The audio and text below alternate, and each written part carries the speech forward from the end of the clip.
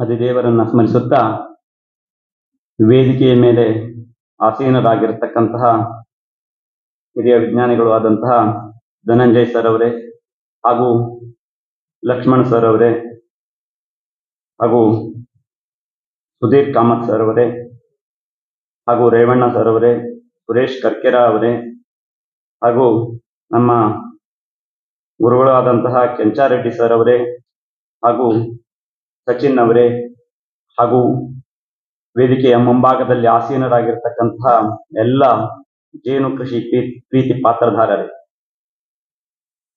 ನಾವು ಜೇನು ಕೃಷಿಯನ್ನ ಬಹಳ ಹಿಂದಿನ ಕಾಲದಿಂದನೂ ಕೂಡ ಮಾಡ್ತಾ ಬಂದಿದ್ದೇವೆ.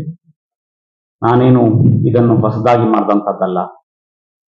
ಈಗ ಧನಂಜಯ್ ಸರ್ ಅವರು ಹೇಳಿದ್ದು ನನಗೆ ಒಂಥರ ಮುಜುಗರ ತಂದಂಗಾಯ್ತು. ಯಾಕೆಂದ್ರೆ ನಾನೇನು ಅಂತ ಸಾಧನೆ ಮಾಡಿಲ್ಲ.